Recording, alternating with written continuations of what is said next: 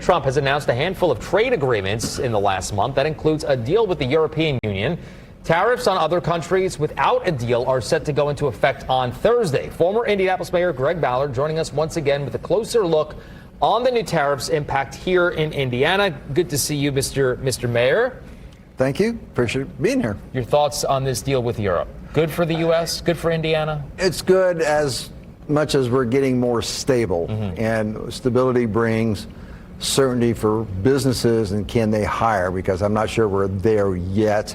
There's the rest of the world to consider, obviously, but you have these anomalies that they're like, why are we charging Switzerland 39% tariff? Right. What have they ever done to us to merit that sort of thing? So there's a lot, I think, left to clean up. Okay, so go into that a little bit. Why do you think that is, as far as the other tariffs? And I just don't.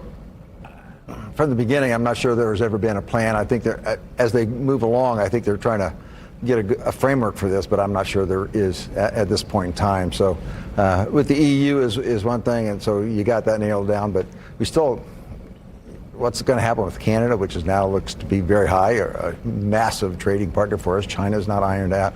All these are interrelated. I mean, it's just, I'm afraid that they look at these things as one-on-one transactions when it's not. Yeah. When you have these one-on-one transactions, it affects the rest of the world also because of the supply chain. Well, let's dive into that, because you've been on and you've talked tariffs before with us. So just for maybe folks who are just now seeing you talk about it, your overall take, and what does it actually do to the economy in your opinion? Well, it's essentially a tax, and everything's going to cost more, and it already is right now. Plus, there are companies that are relying on other countries like China, who build a lot of parts and a lot of small finished goods that come over here, and companies in Indiana are relying on those, and it's not happening. So they're wondering, are we going to lay off people?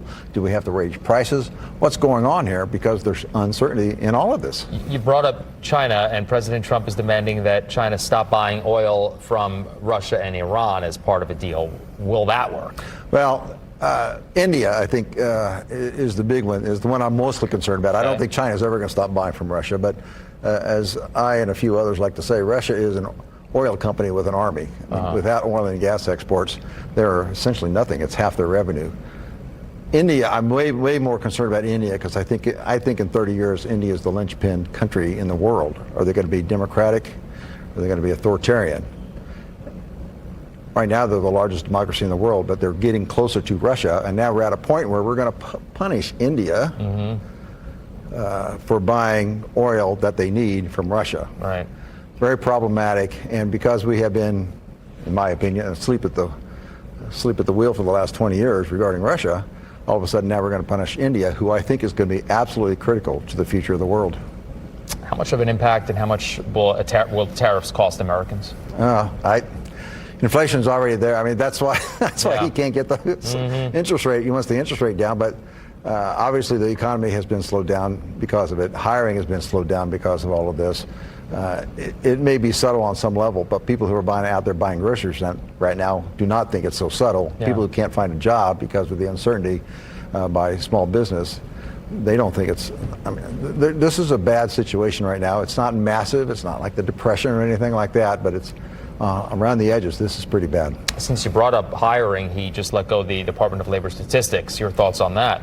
Well, I think a lot of the reason those numbers were lower were because people are not hiring. And he may not like the statistics, but I will tell you, as someone who was in the federal government for over 20 years, when something like that happens, that's, okay, now what do I do? Am I going to, for telling the truth, I'm going to get fired? I think that's a real problem. And who's going to follow that? Who are you going to hire next? Because it looks like it's just going to be a mouthpiece as opposed to just someone who is really qualified. Is it possible for the secretary to manipulate those numbers, like you mentioned? Certainly not that I know of. It's been going on for decades. The same way, they add them up the same way. Sometimes they go back and there may be a mistake or two, but it's pretty much formulaic. Right. So I don't know how this seems. This looks bad to me. A little far-fetched. Yeah. All right. Mr. Mayor, always good to see you. Thank you so much for giving us some time. Thank you. Thank you. All right, Gina, on over to you.